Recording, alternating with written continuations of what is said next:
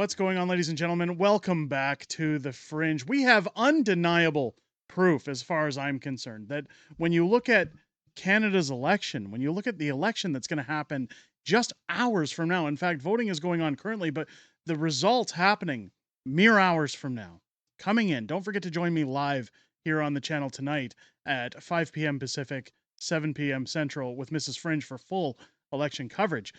The Liberals are desperate. They've been desperate for so long. You'll remember way back when you started to see rumblings in the House of Commons when Justin Trudeau started pulling out the MAGA platform on Pierre Poilievre. This was when Justin Trudeau hired a new campaign manager, a new Liberal Party manager that was essentially versed in Trumpisms. They said right from the beginning their attack was going to be about Donald Trump. We've seen that in this election. We saw it in Doug Ford's election.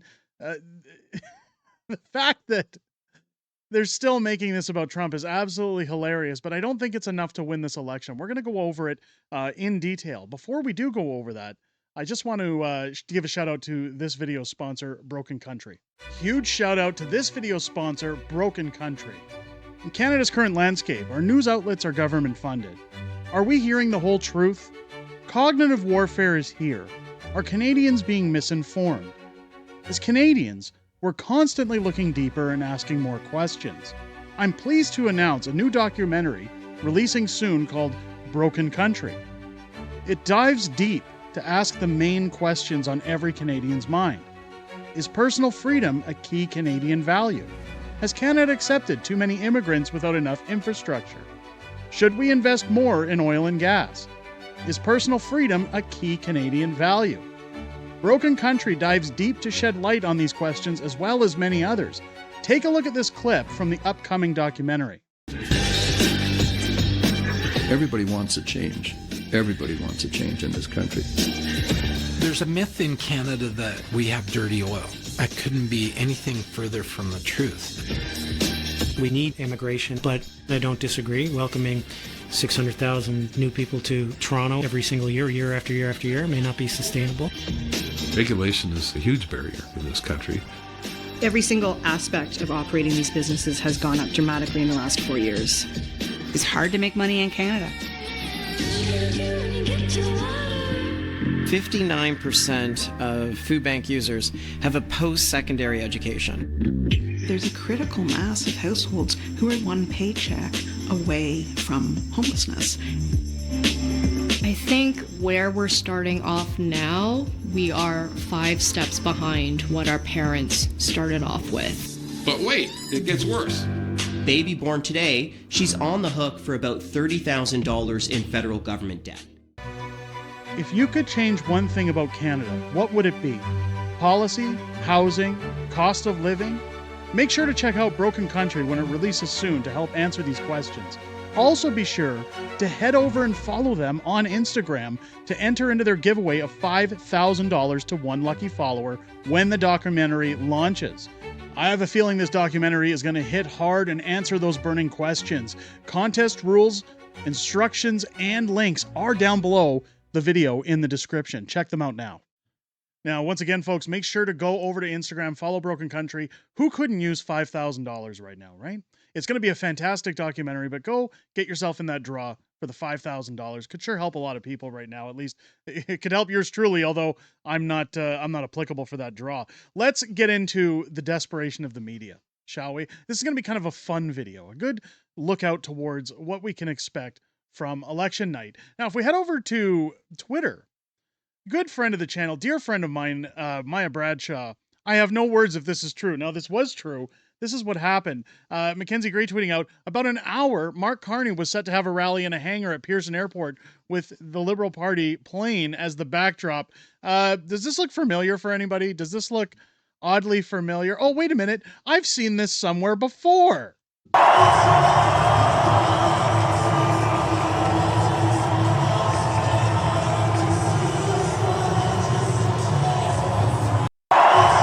Literally the next day, Mark Carney has to copy everything. Not only is he a plagiarist, not only does he steal from Pierre's platform and his policy because he doesn't have any, because he has no experience as a politician, he literally stole Pierre's rally. Like, this is this is where I would caution anybody who's voting Liberal. Like, you're basically voting for the promise of Pierre Poilievre, but you're going to get the opposite should he get in. It's all smoke and mirror. Like, how does anybody buy into this? How does anybody not in the Liberal Party say, okay, wait a minute, now you're copying Pierre, I'm out? Like, absolutely hilarious. But the attacks don't stop there. You look at the Globe and Mail, and we've talked about the Globe and Mail, again, after Mark Carney gave them a scathing cautionary warning about checking their sources. Of course, they came back to pucker up. The Globe and Mail ran an article saying that Pierre Poilievre was going to lose his seat, that his seat was, it was at a point of being lost. He was in danger of losing his seat. What's really funny here is that the CBC had to go out and bring in specialists who who ultimately debunked this and state that this is a smear campaign. This is done on purpose to try and push Poilievre out, or at least convince people he's not worth voting for. Let's take a look. Because you alluded to it. You said you don't buy that Pierre Poilievre's riding is in jeopardy. I would say it's possible that the margin slims, but I'm not sure that I buy that he's in any real danger there. Give me your thoughts. There's a lot of psychological warfare going on at the end of a campaign. There sure is. To have a story on the front of the Globe and Mail that says that your leader's riding is in play when it should be a safe seat is a hit on the Conservative campaign. So it's a hit on the Conservative campaign. Now, that's the perfect face for Rosemary Barton. She should really look inside herself. I'm sure she'll be blaming the Russians if Pierre wins the election. But it goes even deeper than that. The psychological warfare continues. Here's good X account, Ryan Garrett's an amazing account. Again, go and follow Ryan if you're on social media. Media propaganda is out of control in Canada. Why is this tolerated? Here's the Toronto Star tweeting out, Mark Carney's Liberals are set to win a majority as poll analysts say Pierre Poilievre's Conservatives are flatlining in Ontario.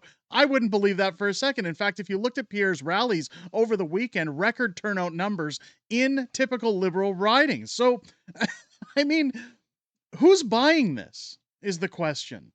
A lot of people tell me that they've been following the polls, and early on in this election, they would say, Fringe, do I listen to the polls? Do I follow the polls? Which polls can I trust? I said, don't trust any of them. Don't listen to none of them. Anything can happen on election day. Again, we're going to see it tonight. But until the votes come in, until the votes are counted, it's anyone's game. And I know a lot of people are probably screaming in the comment right now, well, Fringe, you're saying a blue wave is incoming. This should be the proof. They're in panic mode. They're in absolute panic mode. Keep in mind that the candidates are fed actual polling statistics throughout their campaign.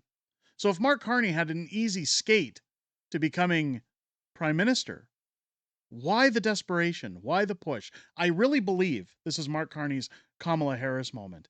The news articles go even further. We covered this on Friday night's live stream. Opinion. Did Danielle Smith lobby U.S. to help Pierre Poilievre? Sure looks like it, says the Globe and Mail again. This is, again, when you look at the Trump style, let's bring it in, let's get everybody talking about Trump. Anytime we've seen any videos of people willing to vote for Mark Carney, that's the first issue they bring up is Donald Trump. So obviously the strategists that they hired within the Liberal Party did their job.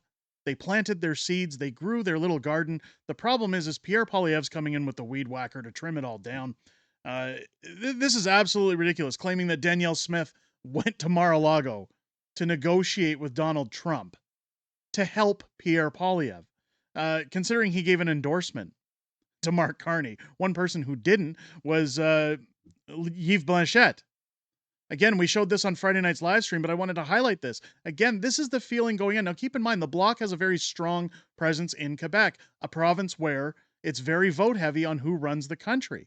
You've got Blanchette here finally seeing what we've been screaming from the rooftops since Carney announced he was running for leadership. He is not who or what he claims to be. Obviously not when he's stealing from Pierre constantly and, plagiarizing people's works. Take a look here at what Blanchette had to say. Seems more and more to have been a stunt. He wanted to make a statement. I am Mark Carney. I'm the best of them all. I'm a great negotiator. I have managed crisis in the past. I would change the world, trust me. And it appears that it never happened. That the call was not what has been described afterwards. That there was no agreement, no support for Canada's sovereignty, no beginning for a deal, just the show of a man who wanted to pretend something which appears today not to be true. I believe many people in Canada and in Quebec will say, what the hell is that? And if that is not true, what else is not true? Everybody needs to consider this. If you're in Southern Ontario, the Toronto ridings, again, what are we in for if this guy clenches the election? Again, I am very optimistic. Call me naive, call me whatever you want to. I'm heading into this election expecting a blue wave. I think that the writing is on the wall. Again, it's not necessarily what the media outlets are reporting, but it's why they're reporting what they're reporting that tells me that, especially when they're government funded, there's bigger things at play here, and the numbers don't lie. They've even gone as far as to try and introduce MAGA-style politics with bad actors at Pierre Poilievre's rallies. Look at this. Somebody tweeting out, of course, more liberal. Does anybody know why Poilievre kicked out these dudes with an American flag? What were they saying? A lot of it had to do with MAGA. This is part of the reason that we saw the plants at his rallies saying, "Make Canada great again." And we're told to take it off, but then they created a stink in front of government media again. I know the Pleb captured one of them. Shout out to the Pleb. Guys, the Pleb did some amazing coverage. He's probably exhausted. I'm sure he'll be covering election tonight too. Come and watch over here. But I'm not going to war with Pleb. But he's done an amazing job covering all of these rallies, pumping up the conservative vote. I ran into him at the Edmonton rally. Great guy. Shout out to the Pleb for all his hard work. But the Pleb captured one of them saying, "Oh, I'm leaving. I can't believe Pierre's against free speech and everything else." And he happened to do it right in front of a CBC reporter truck.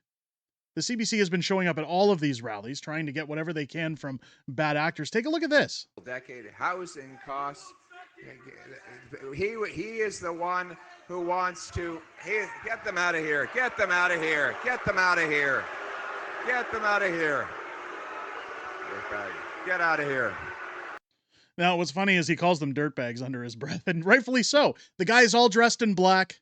I'm surprised he wasn't covering his face, but of course, waving the American flag, chanting whatever it was about America, and we want to be a part of America, trying to derail. And you'll notice Pierre tried to continue despite the distraction, but it just became so loud. He says, "Get out of here." He's got every right to call the guy a dirtbag, but fear not. All of these tactics are far and thin between what the reality is. When you look at Pierre's rally in Delta over the weekend, take a look at this. Look at all these trucks coming out for Poilievre. This will remind you of something, maybe.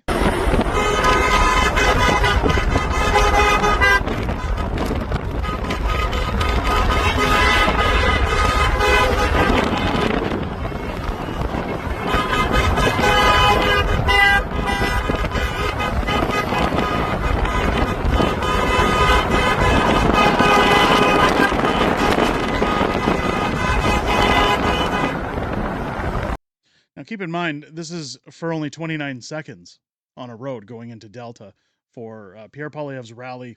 Again, Colin Reynolds riding. Isn't this fantastic to see? Doesn't this give you vibes of what Canada is again? All of these folks rallying around Pierre Poilievre. Now, keep in mind, BC is usually an NDP Liberal stronghold. Now, Delta, Surrey have all had wonderful turnouts for the Conservative Party. I'm hoping, again, we see some change in this election.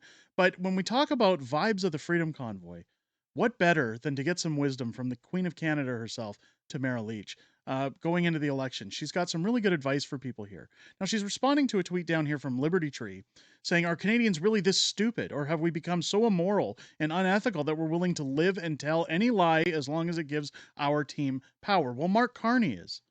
But I think tonight we're going to see, ladies and gentlemen, that it's very, very different on the scales. And Tamara really brings it home here. No pun intended. No, I don't believe Canadians are stupid. Manipulated? Yes. Stupid? No.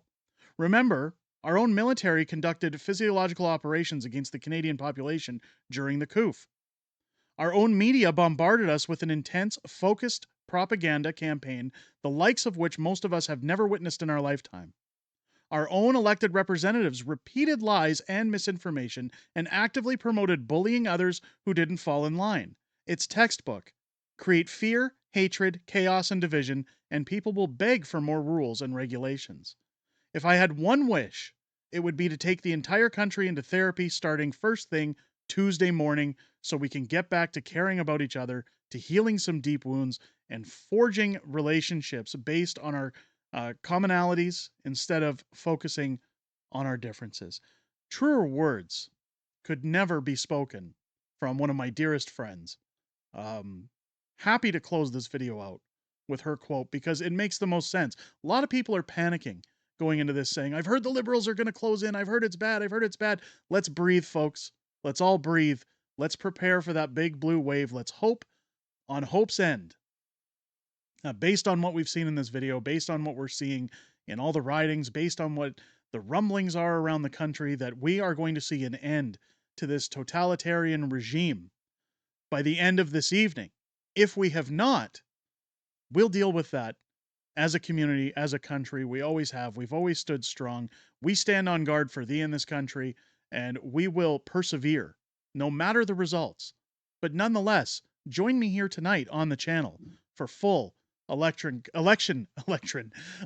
coverage, and let me know what you think down below in the comments. Do you think we're going to see that blue wave? Do you think Pierre is going to bring it home, or do you think that maybe some folks are still misinformed and are going to vote the other way? Let me know what you think down below. Again, join me live tonight for election coverage at 5 p.m. Pacific, 7 p.m. Central here on the channel, alongside Mrs. Fringe, as we're going to go over every riding as the ballots come in, as the votes tabulate to who is going to be our next Prime Minister in Canada. Don't forget to go and follow Broken Country over on Instagram. Show them some love. Get your name in that draw, folks, for the $5,000 giveaway, and make sure to check out that documentary when it launches. Again, I'll be giving a shout out to it when it launches. I think it looks fantastic. I've seen some behind the scenes stuff. I think it's absolutely amazing. Definitely worth supporting and watching. With that said, ladies and gentlemen, I hope you enjoyed this video. I hope you have a great rest of your day. I hope you join us tonight. And with that said, I'll catch you on the next one.